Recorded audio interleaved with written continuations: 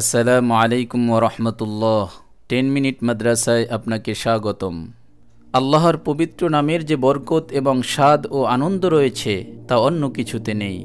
আল্লাহর জিকির এমন এক শক্তি যা দুর্বলকে সবল করে এবং সকল বিপদে দৃঢ় পথ রাখে।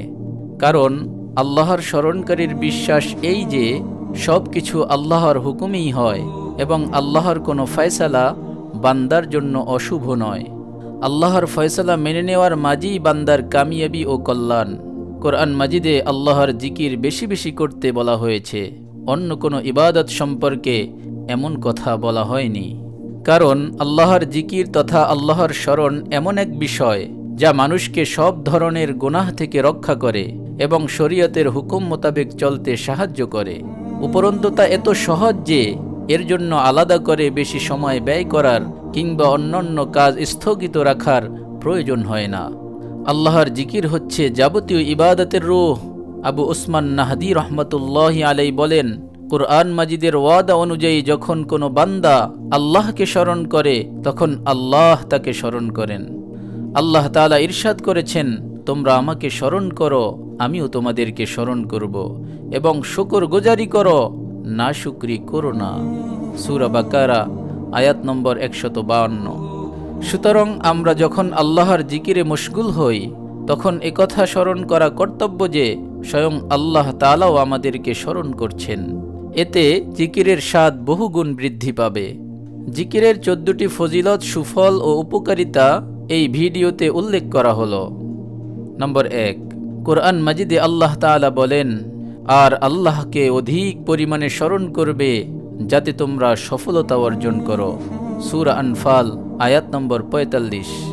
নম্বর 2, আল্লাহর অধিক জিকিরকারী পুরুষ ও জিকিরকারী নারী, তাদের জন্য আল্লাহ প্রস্তুত রেখেছেন ক্ষমা ও মহাপুরস্কার। সূরা আহজাব আয়াত নম্বর 35। নম্বর 3, হযরত আবু হুরায়রা রাদিয়াল্লাহু তাআলা আনহু থেকে বর্ণিত, রাসূলুল্লাহ সাল্লাল্লাহু আলাইহি ওয়াসাল্লাম বলেছেন, আল্লাহ তাআলা বলেন, আমি বান্দার সাথে ওইরূপ ব্যবহার করি যেরূপ সে আমার প্রতি ধারণা রাখে। সে যখন আমাকে স্মরণ করে আমি তার সাথে থাকি। সে যদি আমাকে অন্তরে স্মরণ করে আমিও তাকে অন্তরে স্মরণ করি। সে যদি কোনো মজলিসে আমার কথা আলোচনা করে তবে আমি তার চেয়ে উত্তম মজলিসে তার আলোচনা করি। সহিহ বুখারী হাদিস নম্বর 7405। নম্বর 4, হযরত আবু মুসা রাদিয়াল্লাহু তাআলা আনহু থেকে বর্ণিত, রাসূলুল্লাহ সাল্লাল্লাহু আলাইহি ওয়াসাল্লাম বলেছেন, যে তার প্রতিপালককে স্মরণ করে আর যে করে না তাদের দৃষ্টান্ত হলো জীবিত ও মৃতের মতো। অর্থাৎ যে আল্লাহকে স্মরণ করে সে জীবিত আর যে স্মরণ করে না সে মৃত। সহিহ বুখারী হাদিস নম্বর 6407।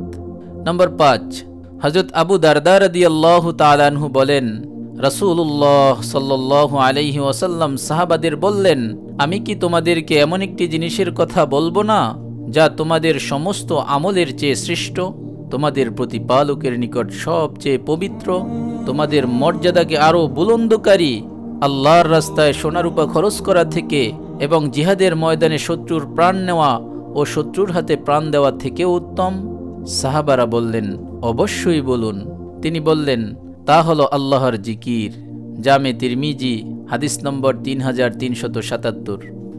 নম্বর 6, হযরত আবু হুরায়রা রাদিয়াল্লাহু তাআলা আনহু থেকে বর্ণিত, রাসূলুল্লাহ সাল্লাল্লাহু আলাইহি ওয়াসাল্লাম বলেছেন, আল্লাহ তাআলা 7 ব্যক্তিকে আরশের ছায়ায় স্থান দিবেন। এর মধ্যে ওই ব্যক্তিও যে একান্তে আল্লাহকে স্মরণ করেছে এবং তার চোখ থেকে অশ্রু প্রবাহিত হয়েছে। বুখারী হাদিস নম্বর 6479। নম্বর 7, হযরত আব্দুল্লাহ ইবনে আব্বাস রাদিয়াল্লাহু তাআলা আনহু থেকে বর্ণিত এক হাদিসে কুদসিতে আছে, আল্লাহ তাআলা বলেন, হে আমার বান্দা, তুমি যখন নির্জনে আমাকে স্মরণ করো তখন আমিও তোমাকে নির্জনে স্মরণ করি, আর যখন তুমি আমাকে কোনো মজলিসে স্মরণ করো তখন আমি তার চেয়ে উত্তম মজলিসে তোমার আলোচনা করি। শুআবুল ঈমান হাদিস নম্বর 551। নম্বর 8, হযরত আবু হুরায়রা রাদিয়াল্লাহু তাআলা আনহু থেকে বর্ণিত এক হাদিসে কুদসিতে আছে, আল্লাহ তাআলা বলেন, বান্দা যতক্ষণ আমাকে স্মরণ করতে থাকে এবং আমার জিকিরের কারণে তার ঠোঁট নড়তে থাকে ততক্ষণ আমি তার সাথে থাকি। অর্থাৎ আল্লাহর রহমত তার সাথে থাকে। মুসনাদে আহমদ হাদিস নম্বর 10,968।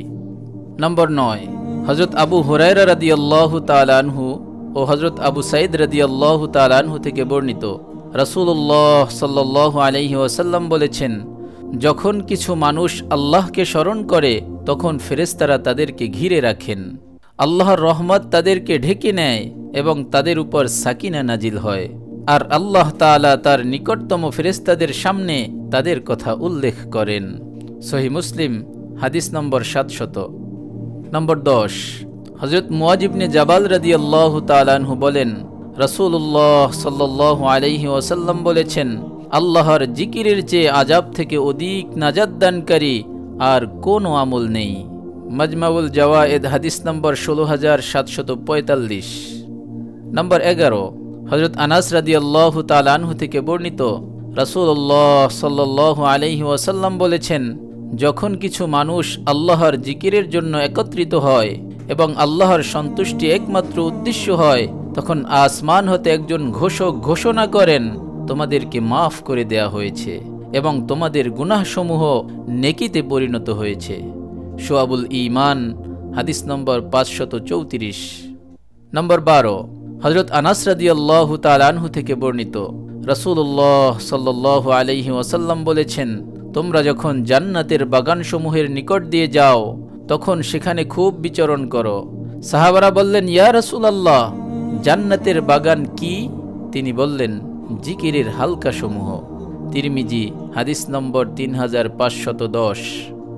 নম্বর 13, হযরত মুআয ইবনে জাবাল রাদিয়াল্লাহু তাআলা আনহু থেকে বর্ণিত, রাসূলুল্লাহ সাল্লাল্লাহু আলাইহি ওয়াসাল্লাম বলেছেন, জান্নাতে প্রবেশ করার পর জান্নাতবাসীরা দুনিয়ার কোনো জিনিসের জন্য আফসোস করবে না, শুধু ওই সময়ের জন্য আফসোস করবে যা দুনিয়াতে আল্লাহর জিকির ছাড়া অতিবাহিত হয়েছে। শুআবুল ঈমান হাদিস নম্বর 512। নম্বর 14, হযরত আবু হুরায়রা রাদিয়াল্লাহু তাআলা আনহু রাসূলুল্লাহ সাল্লাল্লাহু আলাইহি ওয়াসাল্লামকে বলতে শুনেছেন, দুনিয়া ও দুনিয়ার সকল বস্তু অভিশপ্ত, তবে আল্লাহর জিকির ও তার সাথে সংশ্লিষ্ট বিষয় এবং আলেম ও তালেবে ইলম ছাড়া। তিরমিজি হাদিস নম্বর 2322। আল্লাহ তাআলা আমাদের সকলকে বেশি বেশি জিকির করে জিকিরের ফজিলত, সুফল ও উপকারিতা হাসিল করার তৌফিক দান করুন, আমিন। আপনি যদি এরকম ভিডিও আরও পেতে চান, আমাদের এই চ্যানেলটি সাবস্ক্রাইব করে পাশে রাখা বেল আইকনটি অন করে দিন। আপনার প্রতি শুভকামনা রেখে আজকের মতো বিদায় নিচ্ছি। আসসালামু আলাইকুম ওয়া রাহমাতুল্লাহ।